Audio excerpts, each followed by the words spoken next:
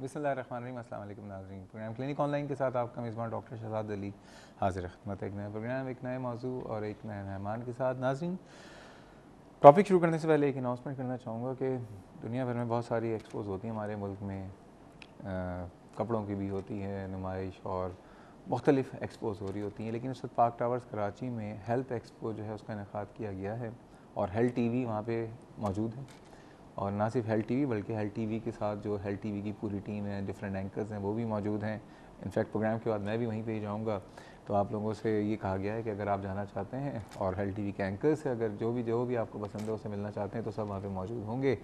Anyways नाज़रीन, बहुत सारी डिमांड थी आप लोगों की फेसबुक पे, ईमेल्स पे आर्थराइटिस के हवाले से। अब ये जो आर्थराइटिस है, जिसको हम जोड़ों में सोजिश है, जोड़ों का दर्द है, ये मुख्तलिफ़ तरीक़े के होते हैं। कुछ ने रूमेटाइड आर्थराइटिस की फरमाइश की, कुछ ने जो है ऑस्टियो आर्थराइटिस की जो है फरमाइश की कि उस पर प्रोग्राम करें। कुछ ने गाउटी आर्थराइटिस पे फरमाइश की, किसी को सोरियाटिक आर्थराइटिस था। तो आज जो हमारा टॉपिक है आर्थराइटिस है, ब्रॉड स्पेक्ट्रम, और कोशिश करेंगे कि आज इस टॉपिक को पूरा करें। आज पूरा नहीं होगा तो आइंदा आने वाले दिनों में दोबारा इस प्रोग्राम को करेंगे। सवाल ये पैदा होता है, बात ये करनी है कि आर्थराइटिस किसी भी तरह का हो, पहली बात क्यों होता है, दूसरी बात यह है कि अगर किसी को हो गया है तो इसका इलाज क्या है, उसके साथ तर्ज़ ज़िंदगी में जो फिर प्रॉब्लम्स आ रही हैं लोगों को उठने बैठने में, चलने में, उसको कैसे दूर किया जाए, और उसके बाद वो कौन सी तरीक़ेकार हैं, वो कौन से एक्सरसाइजेज़ हैं जिसको करके आपके आर्थराइटिस को बेहतर किया जा सकता है, वो कौन सी दवाएं हैं जिसको लेके आपका आर्थराइटिस बेहतर हो सकता है, दवाओं के साइड इफ़ेक्ट है तो उसके लिए क्या करें, सारी बातें करेंगे। और जिन लोगों को आर्थराइटिस नहीं है तो वो क्या करें, इससे कैसे बचें, सारी बातें करेंगे। लेकिन आपको पता है कि हम बात अकेले नहीं करते बल्कि लाइव प्रोग्राम आपके घरों में आ रहा है। आप भी शामिल हो सकते हैं अपने सवालात, अपने शुबात के साथ। नंबर है 35305778 और 79। कराची से बाहर की व्यवस्था में डायल करने से पहले डायल करें 021। आइए आज के मेहमान से तारुफ़ कराता हूँ। आज जो मेहमान मेरे पास मौजूद हैं वो एक तिब की दुनिया का तो नो डाउट बहुत बड़ा नाम है, और ऐसे डॉक्टर का होना हमारे मुल्क में एक बहुत बड़ी अल्लाह ताला की ब्लेसिंग है। डॉक्टर शहरियार नूरुद्दीन साहब मेरे साथ मौजूद हैं। सवाल ये पैदा होता है, क्या ख़ास बात है? ख़ास बात है, बहुत ख़ास बात है। ये जो हड्डियों का मामला, जोड़ों का मामला, जो तिब की दुनिया में जिसको जो डील करते हैं वो ऑर्थोपेडिक सर्जन होते हैं। अच्छा, ऑर्थोपेडिक सर्जरी जो है एक स्पेशलाइज्ड फील्ड है, और उसके बाद इसके अंदर भी मज़ीद अब सब स्पेशलाइजेशन हो गई। बच्चों के अलग ऑर्थोपेडिक सर्जन हैं, बड़ों के अलग हैं, नी रिप्लेसमेंट अलग है। डॉक्टर साहब जो हैं, इनकी खासियत यह है कि इन्होंने स्पेशलाइजेशन के बाद सारी सब स्पेशलाइजेशन जो कर सकते थे, बच्चों की भी उन्होंने फ़ेलोशिप की, और जिस जगह से फ़ेलोशिप की बहुत ही काबिल एहतराम इदारे हैं।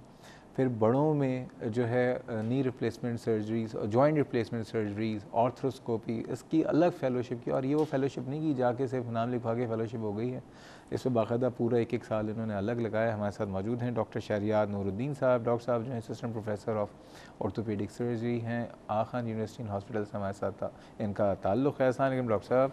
वालेकुम सलाम। कैसे मिजाज हैं? अल्लाह का शुक्र। डॉक्टर साहब बताइए, ज़िंदगी के कितने साल से पढ़ने में गुजार दिए?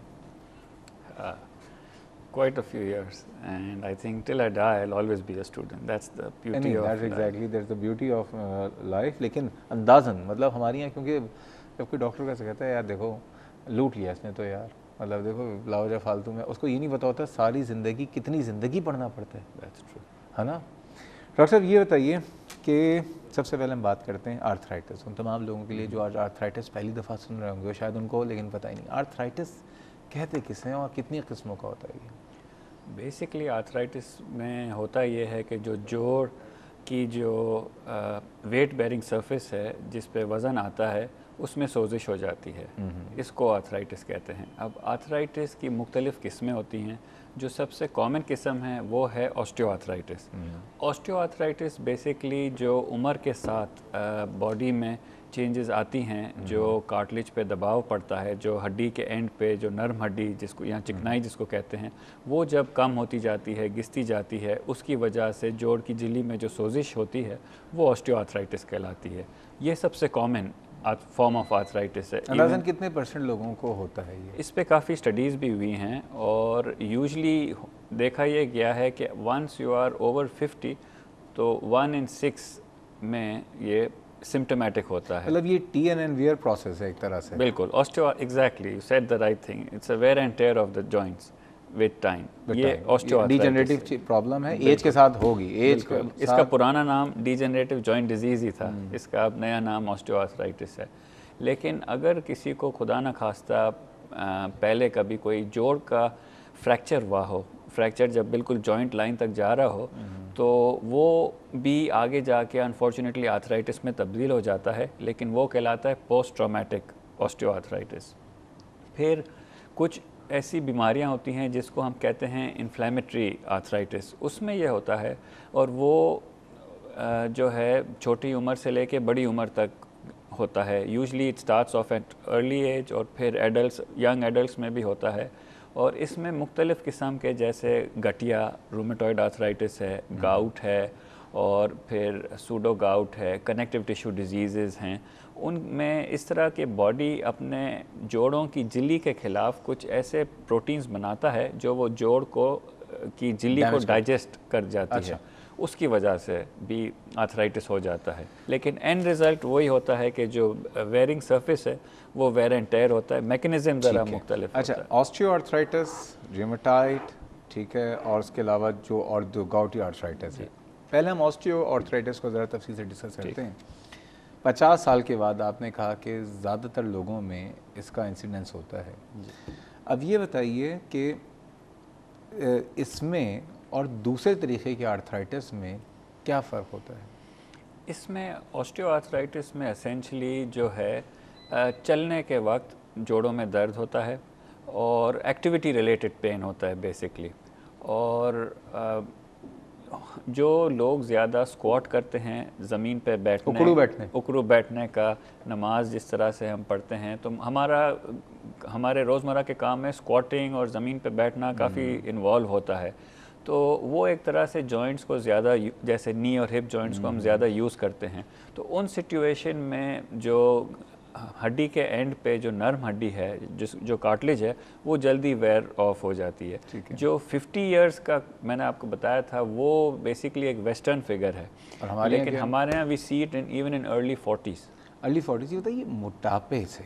या दैट्स अ ग्रेट क्वेश्चन। यार अच्छी, अब ज़्यादातर लोग जिनकी ज़रा मोटे होते हैं उनको कहते हैं अच्छी सेहत वाले, तो ये समझ में नहीं आता उनको मोटा बहुत हो चढ़ते हैं। वो कहते हैं हमारी तो सेहतमंद है भाई, हम तो खाते पीते लोग हैं। कहते हैं ना कि जिसका पेट नहीं वो सेठ नहीं, ये हमारे यहाँ बड़ा मसला है। तो मोटापे से ऑस्टियोआर्थराइटिस का कितना ताल्लुक?